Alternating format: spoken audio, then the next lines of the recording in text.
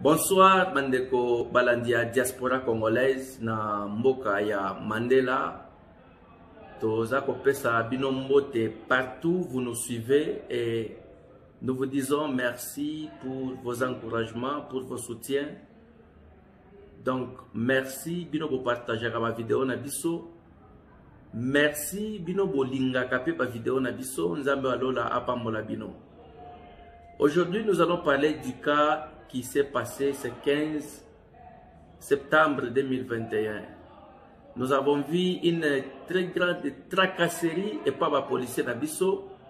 Quel que soit refus à lettre et demande, il y a marche, il y a président Martin Fayoulou, mais tracasserie et pas la police d'Abisso envers les journalistes, nous n'avons pas aimé cela.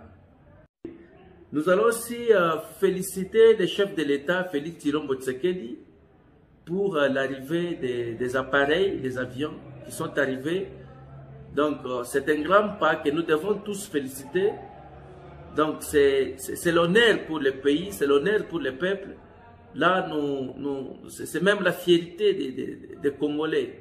Nous disons un grand merci au chef de l'État. Et si vous êtes nouveau sur la chaîne, n'oubliez pas de vous abonner et d'activer la notification pour ne rater aucune de nos prochaines vidéos. On commence. Alors, la fois passée, il faut éduquer la police.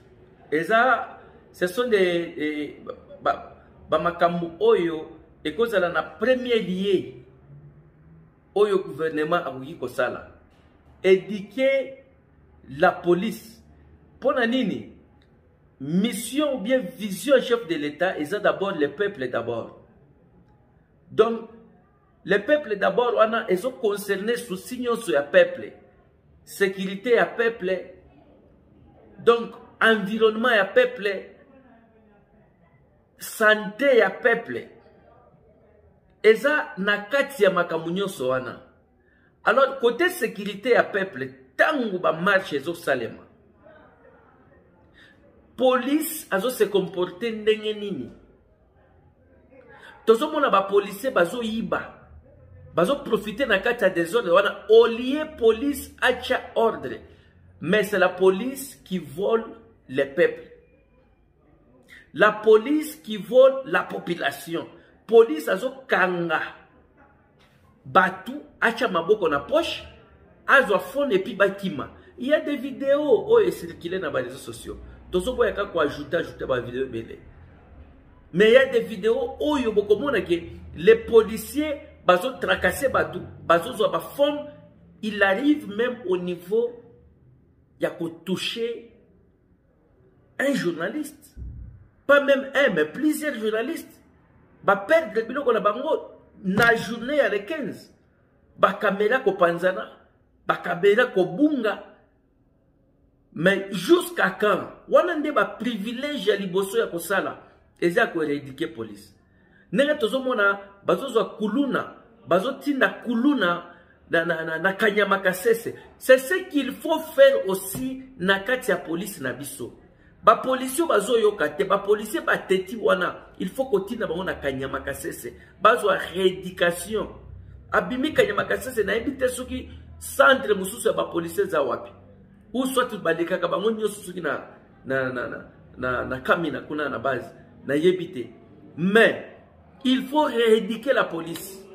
Si nous avons les soucis d'aider le peuple, alors nous devons d'abord savoir comment éduquer celui qui garde le peuple. Celui qui garde bateau tozara la bango souci que vie na bango za la bien base à la poser, base à la boy na boy. Il faut se éduquer mutu oyazo kenge la bango. Ndenge ba édikaka ba pesaka instruction et pas ya garde présidentielle. Yonde ngozo boma mokonzi, il faut za la boye, il faut za la boye. Donc ces instructions là, il faut za la instruite et pas payer ba policier nyoso, ba ndenge nini ya ko respecter peuple, quel que soit makamu ya ndenge nini. Même la façon dont on a traité le président Martin Fayoulou. Ce n'est pas digne. Ce n'est pas digne. C'est un opposant. Il a droit de s'opposer à ce qu'il voit que ce n'est pas bien, ce n'est pas clair. Alors, même si on lui refusait de faire la marche pour les raisons sécuritaires, cela ne permet pas que va toucher dans autres nandengwana. Non, ce n'est pas ça, l'état de droit, ce n'est pas ça. Ça, ce n'est pas l'état de droit. Ça, ce n'est pas aider le président à développer notre pays. Vous le détruisez davantage. Ce n'est pas normal. Surtout, biso baluba. Biso baluba oyo, tozu bokonzi. Mais, toye ba nengeni ni pays à se comporter. C'est surtout ba policier oya baluba wana ba koma teti. Ba militaire oya baluba ba koma teti.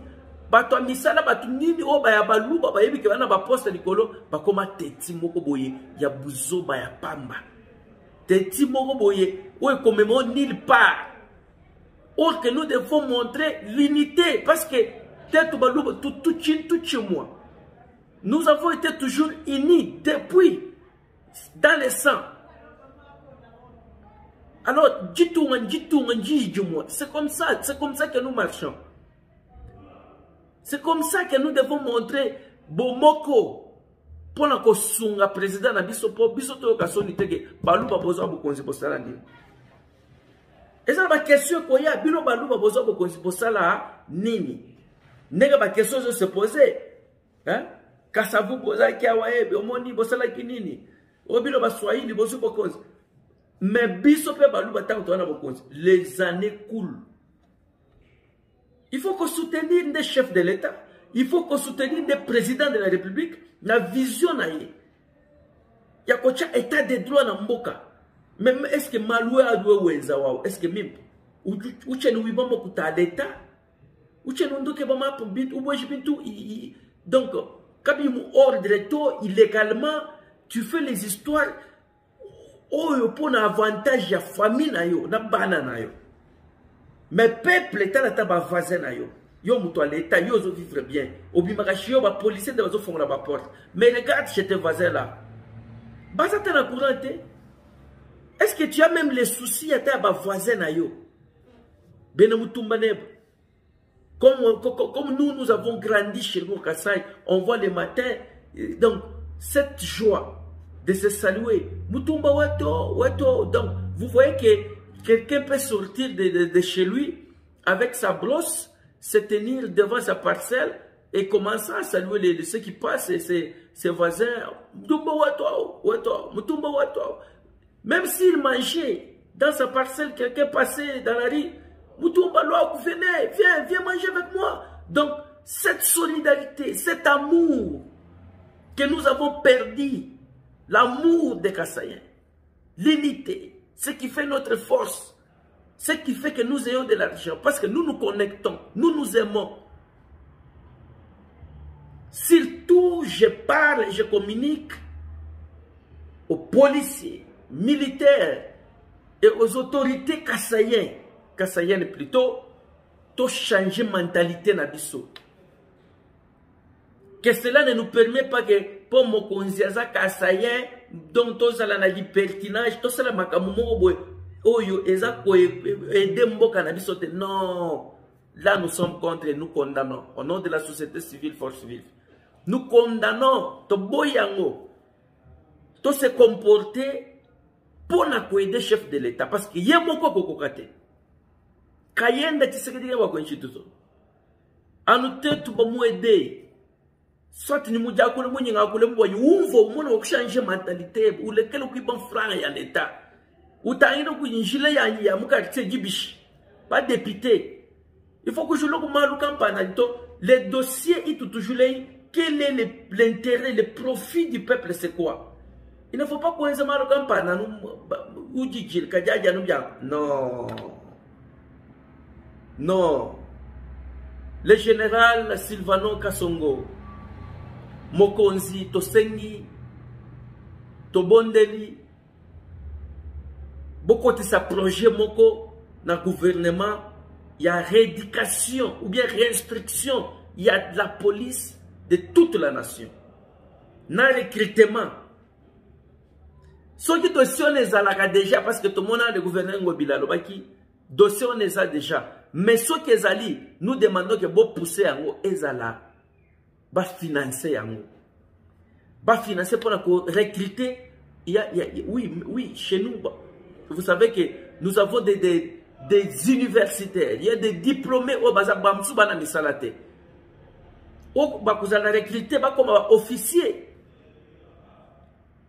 Il faut une police éduquée, une police qui doit travailler avec la population, une police qui doit être amie au peuple. C'est comme ça que les choses se passent, même dans des pays où nous voyageons, nous voyons des histoires.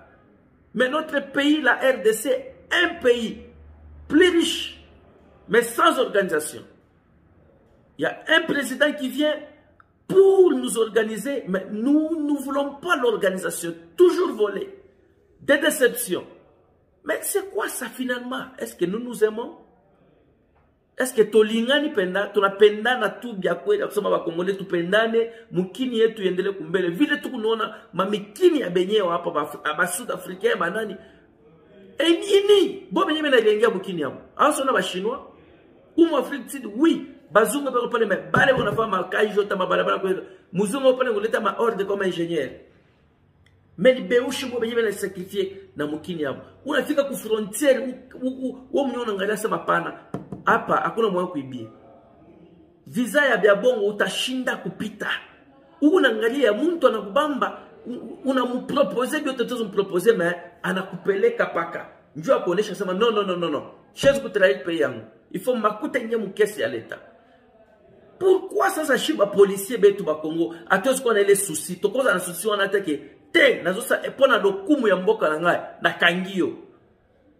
Infraction na kangilo na ebike okokende ko futa mbongo peut-être amende et ça ce qui a $100 $200 mais yo proposer kinga $1000 ya corruption na boy pena na signé na bité pona lokumu ya drapeau ya mboka na nga. Je ne peux pas le faire. Est-ce que tu peux changer la mentalité au niveau de surtout biso ba konzi o to sala makamoko. En tout cas, je ne sais pas, il y a des choses qui se font ba mituka kokota na bakasumbale ça illégalement ba makamozo salema donc kibokonzi wana kibokonzi ezaka na Congo. Et si la note kibokonzi o ngai tel général tel mwana tel ndeko ya tel ezakaka. Siko ezali pona nini parce que ezana kati ya mutu na bino ezana kati ya mentalité. Ozo mimo na net oza éternel parce que oza général, oza colonel, oza major.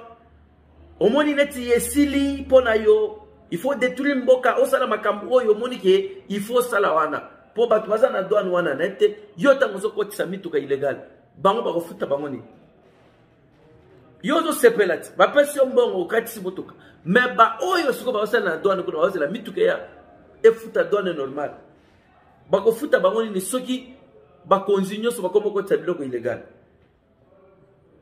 Donc, échanger dans nos mitou na biso to aider des chefs de l'État mboka kele bosso. Pareil au chef de l'État Sombi. Pourquoi il faut à la sujet ya moquerie?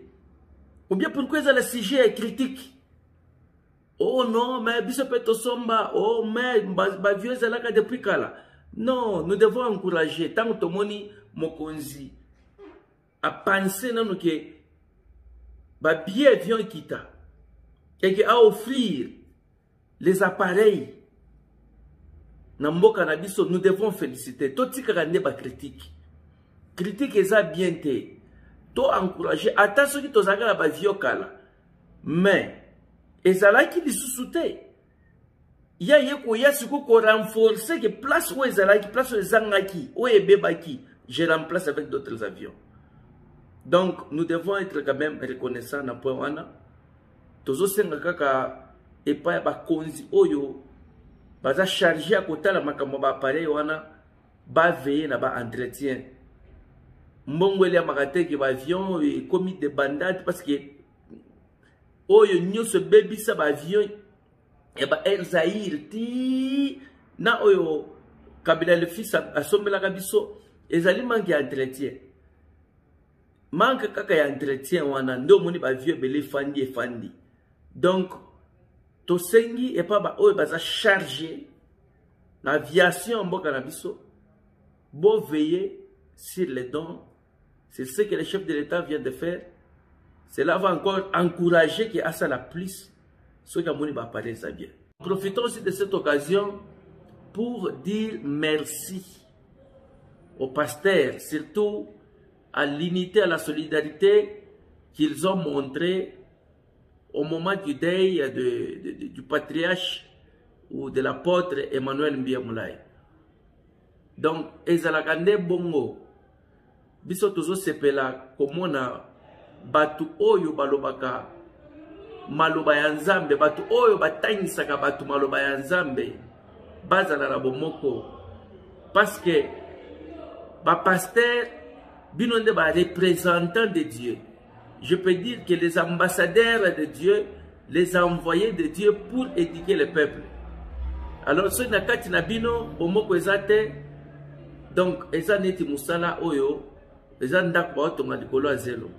Mais nous disons merci, nous félicitons cette solidarité, simplicité na bino, bomoko na bino, tozoloba merci mingi, bo garder bomoko wana, pour eza avantage ya peuple. Vous êtes là choisi par Dieu pour botagner sa peuple.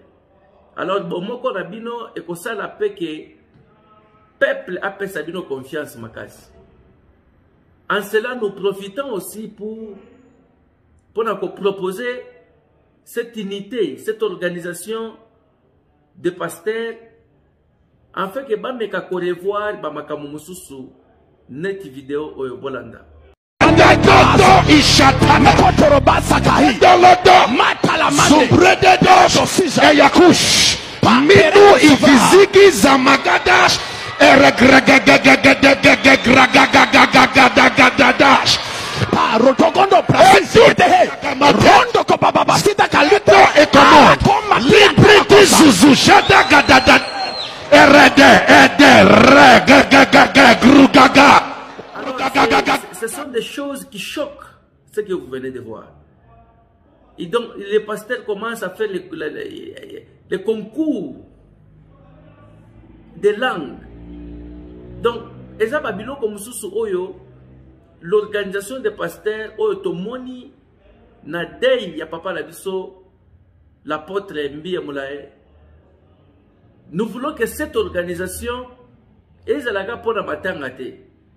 que cette organisation ait continué. Cet amour, cette solidarité que vous avez démontré au peuple, à la vie de tout le monde. Solidarité, on a continué. Voyez un peu le travail qu'a achevé notre Père. Donc, 1188 églises dans le monde. Donc, il a donné toute sa vie. Il a consacré toute sa vie à travailler pour l'Éternel. Pour changer vie à Batou. Il a formé des pasteurs, il a formé des apôtres. Il a formé, il a formé, il a formé. 1188 églises dans le monde. C'est ce que vous pouvez démontrer aussi dans le monde. C'est ce que vous pouvez faire. Nabomoko yaba pasteur, vous pouvez élargir la mission de Dieu. Vous pouvez élargir Moussala Onzamba Pesbino. Parce que ce que vous avez Bomoko, vous allez travailler pour la croissance. Oyo, akoya travaille pas, oyo, oyo, travaille pas, oyo. Ba barrière de cause à la terre. Mais aussi longtemps que ezala ba mususu yo babandu pesa na kutumbo tete. Eza kutu atala ba mususu ba pesa ni mbote kaka pona semblant. Po ezaki matanga. Mais après kaka matanga donc bako benga na te. Et donc, c'est-à-dire, esili. Mais pourtant, que bino de boté le magali oso batu, pour na côté à batu, batu va changer, batu va la bolingo. Mais pourtant, bino mokonde, il faut que la exemplaire, les leaders, batu o bazo les présenter, ba église, nyoso ya Congo. Je parle bien du président, l'archevêque Albert Kankenza. Il y en a d'autres dont on nous a présenté, nous avons vu. Donc, nous plaidons, nous demandons que cette organisation soit une organisation forte aussi pour éradiquer quelques autres pasteurs. Les pasteurs nous la réinstruit dans Moussala Nzambe. Donc, si j'aurais voulu aller loin, donc, beaucoup de règlement d'ordre intérieur na bino na corps pastoral. Oh, moutako dérobé ango, il doit subir peut-être des conséquences. Parce que biloko tozo mona batoko ça la concours ya langue. Est-ce que c'est normal? Est-ce que c'est normal? Attends où ya Yesu, tout le monde banani basala concours ya langue. Mais il y a des choses, il faut que cette organisation se tienne debout pour revoir ce qui se passe dans des églises. Et ça, pasteur, donc, je ne sais pas expliquer. Là, il ça, pour la délivrance. Ma kamwezo le kanana ba église ou to moni ke ba église ça kana ba organisation munene bien constituée ya ba to pe minen o to moni ka kana matanga ya notre père l'apôtre Emmanuel Mbiamoulay. Mais cette unité, cette organisation, où est-elle pour rééduquer d'autres pasteurs? Où est-elle pour rééduquer d'autres pasteurs? Parce que Moussala est en Nzambe. Toute autorité vient de dire l'organisation est banane lola. Na mokili to ende ko copier ko chap bokonzi président ba vice ba ministre. C'est pour na ko cha ordre comment est-ce que bato bako vivre bato bako tambola pour ce qui cette organisation là ya ko cha mokonzi ba premier ministre za la raté mais le mutuna mutoza libre mutoko boma mutuna nya kangaye donc tout le monde pourrait être dans un libertinage moko oyo comme mabaliwa ba makamwebele. Donc c'est ainsi que vous devez aussi voir que vous allez là mokonzi bakonzi oyo za kamzambi ya ordre. Alors vous me un peu revoir, vous avez cette capacité de revoir par des conseils, par des sanctions, par beaucoup de choses que vous pouvez faire pour que Makambo ait changé. La fois passée, je venais de poster une vidéo. Il y a Mwana Moko, un sirène, Nakatanga, je crois, parce que Moutouabando filmé, Nayokaki, Azoloba, Kochama Ebelete Sandal ou Italabika. Donc, les petits qui chantaient là, en train d'arranger les sandales, j'ai posté sa vidéo et en demandant que Bato Oya mitema malam, Oyo, nanu baeda mutute na vina bang, Oyo va sentir que nakoko aider moi na Oyo. Parce que ngata muna posta ki vidéo wana, natalaki moi na wana, nenga zoyemba, natali ki azana don na kati na ye. Nathalie pe musala zo sala ya kosire, donc c'est l'humilité komi kiti ça. Nathalie na eloko eza na kati na ye. Na mimoni ke na musika, na sana jobur, na nyangwa che video yo, na bi mwana na kosalela nini na milito parce que tango zo yemba. Na zu video wana na bwaki yango pe ata na stati nanga. Ya ba camarade nanga bele ba bengi tindela nga video wana tindela nga ba mususu ba loba na yo ki posa kolela. Alors qu'est-ce que je fais? Dans une vidéo que j'ai postée, na sengi soki batu. Il y a bonne volonté ba koko aider moi na wana, ba bimisaye na kisirere, ba fandisaye. Ata la tête de merchi. Donc ce qui encore je pourrais dire. Le nom m'échappe. Donc mutumoko oya kosa di sa mwana oyo. Alors il y a eu des appels par-ci et là. Balobi, est-ce que okoki kozola biso mwana wana oyembaki? Alors c'est ainsi que tozo senga et pas mutu nyoso oyo ayebi mwana oyo azoyemba. Papio, papio. Papio, papio. Aposa motima nanga, ezana tomona es. Osa motima nanga, ezana sanzola yo. Ematina molimo nanga yo, na yemba yo ngai. Ekotina mabanzo nanga yo, osa motima nanga, ezana tomona es. Osa motima nanga, ezana sanzola yo.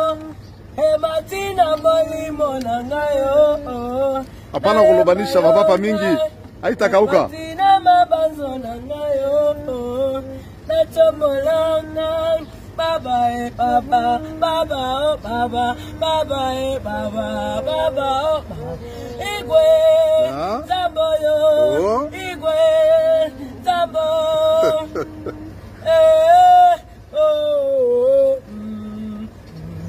Na benga soba pona yo, yaso bikamote. Mapinganga yo mabopo na yo nanzima nikamote. Na benga bolole pon yo nanzima nikamote. Pasiposa motima nanga ezala tombona es. Posa motima nanga ezala sanzola yo. Ematina molimo nanga yo, na yemba yo ngai. Ekotina mabanzo nanga yo, na tomolonga. Baba eh baba, baba eh baba, baba eh baba, baba oh baba.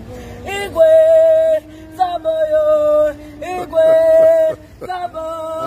Igwe yo, abababo, ibe bababo, baba. Contact na ye, a posté yango na diaspora congolaise en RCA ou bien vous contactez biso na numéro où est affiché na écran. Contactez-nous parce que ça n'a pas tout à bonne volonté. Balingi basalisa mwana wana babi misaye na nzela ya kisireye. Donc c'est un message très urgent. Toko tanga ba kombo ya batu oyo balingi ba aider mwana wana te, mais sinon eza ba konzi ba honorable oyo balingi ba aider mwana oto seneki aide. Alors je dis merci et pas bino nyoso bozo telema pona mboka na biso ke liboso batu oyo bozo telema pona ko pesa ba conseil par peuple. Je commence par dire merci au pasteur ou l'apôtre Denis Lesse pour la clarité, pour la vérité, pour la makamunyoso oyo sala na ba émission na ye oyo na landaka le plus souvent. Donc tozo ko encourager yo papa kende liboso. Et puis toza ko loba pa ba oyo ba lobaka non pasteur Denis Lesse azali susu na nzambe te. Na yebite comment est-ce que bino boza kozola ngo soki muto aza na nzambe lisusu te akokufwa.